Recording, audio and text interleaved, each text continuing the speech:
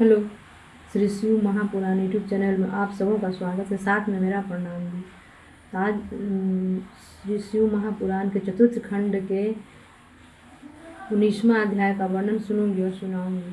तो वर्णन सुनने से पहले मैं अपने शिव गुरु की स्तुति कर लेती हूँ, फिर आगे की कहानी सुनती हूँ और सुनाऊंगी।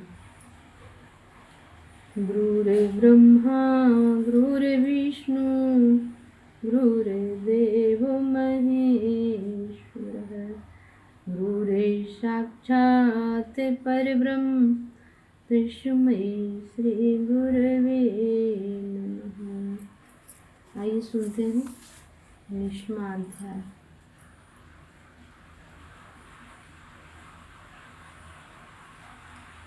ब्रह्मा जी बोले, हे नारद, गणपति के जन्म की प्रसन्नता में शिव जी ने बड़ा भारी उत्सव किया। वे स्वयं रत्न जड़ित आसन पर बैठे। दाहिनी ओर विष्णु तथा बाईं ओर मैं स्वयं बैठा। विष्णु के पार्षद चंद्रमा, दिक्पति तथा धर्मराज आदि अपने अपने स्थान पर बैठ गए। नृत्य गायन का समारोह आरंभ हुआ। उस समय वेद, पुराण, आगम, निगम ने शिव जी की स्तुति की तथा बाजे बजने लगे। इसी समय सूर्य के पुत्र शनिश्चर गणपति को देखने को आए। शिव, विष्णु, ब्रह्मा, धर्मराज तथा चंद्रमा की स्तुति कर उनसे आज्ञा ले शनिदेव से मंदिर के अंदर गए तथा प्रथम द्वार पर पहुँचे। वहाँ द्वारपालों ने उन्हें जाने से रोक दिया तथा शनिश्चर ने द्वारपालों से कहा, तुम हमको मत रोको, हम लड़के को देखने के लिए जाते हैं। द्वारपालों ने उत्तर दिया, हम गिरजा की आज्ञा बिना तुम्हें अंदर नहीं जाने देंगे। हमको शिव जी की शपथ है, परंतु अस्तु तुम यहीं खड़े रहो, तब तक हम गिरजा से आज्ञा लिए आते हैं। यह कहकर एक द्वारपाल गिरजा से आज्ञा लेने अंदर गया। कुछ समय के पश्चात गिरजा की आज्ञा से शनिश्चर अंदर गए। शनिश्चर ने गिरजा की स्तुति की तथा गिरजा ने आशीर्वाद दिया और पूछा, हे शनिश्चर, इनका क्या कारण है कि तुम आधा सिर झुकाकर देखते हो? तुम लड़के को अच्छी तरह क्यों नहीं देखते? क्या तुमको हमारा यह आनंद अच्छा नहीं लगा? हे नारद, शनिश्चर ने गिरजा के ऐसे वचन सुनकर कहा, हे गिरजे, भाग्य अत्यंत बलवान है। सब मनुष्य संस्कार के अधीन है तथा शुभ अशुभ कर्म दोनों लोकों से दूर नहीं किए जा सकते। स्वर्ग, नरक, जन्म मरण, आकाश पाताल, देवता, मनुष्य, आवागमन, धन की पूर्णता, दरिद्रता,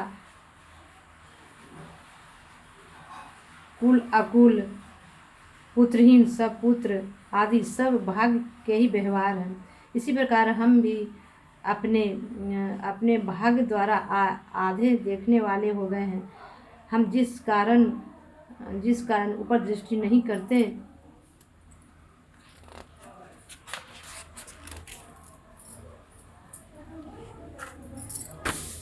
कर सकते उसकी कथा सुनिए। यद्यपि वह कथा इस जोग नहीं है कि ढिठाई से सुनाई जाए, फिर भी आप मेरी माता हैं तथा मैं आपका पुत्र हूँ। मैं बचपन से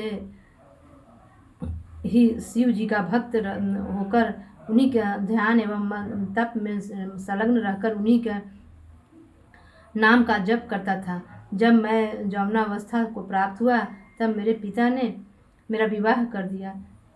चित्रस्थ की कन्या ने, जो मेरी पत्नी थी, मेरी बड़ी सेवा की।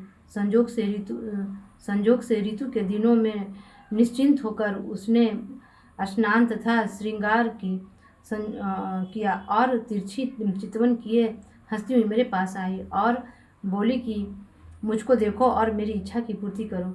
मैंने उसकी ओर कोई ध्यान नहीं दिया तथा उसी प्रकार शिव जी के ध्यान में लगा रहा। उस समय मैं बहुत बुद्धिहीन था। मैंने उसके गूढ़ शब्द को न सुना। जब उसने अपने मनोरथ को सिद्ध होता हुआ न देखा, तब उसने मुझे यह शाप दिया कि तुमने बुद्धिमान होते हुए भी अपना अपना धर्म न जानकर ऐसा भारी पाप किया है, और जो अपराध तुमने किया उस पर विचार तक नहीं किया। इसलिए मैं तुमको साफ देती हूँ कि तुम शुभ न होगे। तुम जिसको नेत्रों से अच्छी तरह देखोगे वह जड़ मूल से जलकर भस्म हो जाएगा। यह कहकर वह मेरे पास खड़ी रही। तब मैंने शिव जी का ध्यान छोड़कर उसे उत्तर देते हुए कहा, हे प्रिय, मैं ऐसे साप को सहन नहीं कर सकता। यह वचन सुनकर मेरी पत्नी दुख एवं नम्रता से अत्यंत लज्जित हुई, परंतु मेरे मन में किसी प्रकार का खेद न हुआ। मैंने वह साप धारण कर लिया। मैं उसी दिन से किसी वस्तु को अच्छी प्रकार आंख उठाकर नहीं देखता, क्योंकि मुझे जीव के निर्जीव होने का भय हर समय बना रहता है। हे नारद, शनिश्चर के यह वचन सुनकर गिरजा अपनी सखियों सहित बहुत हंसी और बोली, हे शनिश्चर, तुम हमारे पुत्र को भली भांति देखो। शनिश्चर यह सुनकर दुविधा में पड़े कि गिरजा के पुत्र को देखूं या न देखूं। यह विचार करते हुए उन्होंने दाहिने नेत्र के कोने से बालक की ओर देखा। उसी समय गिरजा के पुत्र का सिर उड़ गया। पार्वती यह दशा देख रोने बिलखने लगी। तब शनिश्चर को बुरा भला कहने लगी। उन्होंने लड़के का शरीर हृदय से लगा लिया और मूर्छित होकर पृथ्वी पर गिर पड़ी। यह दशा देखकर सब स्त्रियां भी रोने लगी। रोने पीटने का यह सब सुनकर विष्णु आदि देवता आश्चर्य के साथ मंदिर के अंदर गए तथा वहाँ सब दृश्य देखा। शिव जी भी संसारी मनुष्यों की समान रुदन करने लगे। विस्मय ब्रह्मा जी ने बोले, हे नारद, गिरजा चैतन्य होकर पुनः खेद एवं दुख से मूर्छित हो गई। हम सब ने उन्हें फिर किसी उपाय से सचेत किया। तब विष्णु तथा मैंने हर प्रकार से गिरजा को समझाते हुए यह कहा कि संसार का संबंध ही क्या है। यह सब संबंध केवल मोह के ही कारण है। यह सुनकर गिरजा ने दुखित होकर कहा, अब मेरा जीवित रहना कठिन है। मैंने देवताओं की उक्ति को कुछ न समझा। मैं अभी तीनों लोगों को जलाकर भस्म कर दूंगी, क्योंकि मेरे दुखी रहते हुए कोई सुखी नहीं रह सकता। यदि मेरा पुत्र सजीव होकर नहीं उठेगा तो संसार भर को सुख न मिलेगा। यह कहकर जब पुनः पृथ्वी पर गिर पड़ी तथा अचेत हो गई। उस समय सब चित्र लिखे के समान चुप हो गए तथा शिव के पास पहुंचकर बहुत ही लज्जा से बोले, हे प्रभु, यह क्या हुआ जिससे हम सबों को दुख प्राप्त हुआ है। अब आप ऐसा कोई उपाय बताइए जिससे बालक पुनः जीवित हो उठे तथा उससे तीनों लोगों को आनंद प्राप्त हो। यह सुनकर शिव जी बोले, हे देवताओं, जो होनहार है वह रुक नहीं सकता। फिर वे विष्णु से बोले, हे विष्णु, तुम हमारे मुख्य रूप हो। वेदों ने तुम्हारी समानता बताई है। अब तुम किसी और का शीश काट कर बालक को लगा दो तो बालक जीवित हो उठेगा। शिव का आदेश पाकर विष्णु जी तुरंत गरुड़ पर चढ़कर चले तथा उत्तर दिशा की ओर चक्र लिए पहुँचे। उन्होंने पुष्पभद्रा नदी के तट पर वन में एक हाथी को हथनी तथा बच्चों सहित देखा। हाथी अपने परिवार सहित उत्तर की ओर सिर किए सो रहा था। अस्तु विष्णु ने तुरंत ही उस हाथी का सिर चक्र से काट कर गरुड़ पर रख लिया। जब विष्णु जी ने वहाँ से चलना चाहा तभी हथनी जग पड़ी। उसने चिल्लाकर अपने बच्चों को जगाया तथा विलाप करने लगी कि सबने जागकर विष्णु जी के चारों ओर घेर लिया तथा उत्तम रीति से स्तुति करके कहा, हे विष्णु, यह आपने क्या किया? आप तो धर्म स्वरूप हैं। यदि आप हमारे स्वामी गजराज को जीवित नहीं करते तो हम सबके सामने सबके मारने का अपराध आप पर लगेगा। तब विष्णु जी ने प्रसन्न होकर हाथी के धड़ से एक और शीश लगाकर उसे जीवित कर दिया और कहा, तुम एक कल्प तक जीवित रहोगे। उस प्रकार विष्णु जी